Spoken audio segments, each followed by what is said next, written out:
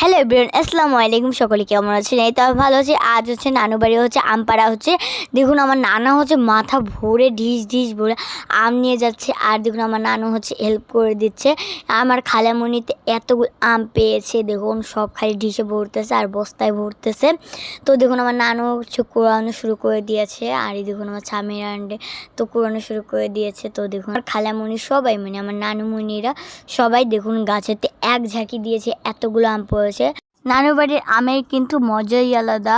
এই দেখুন সব আম ভাগ করা হচ্ছে।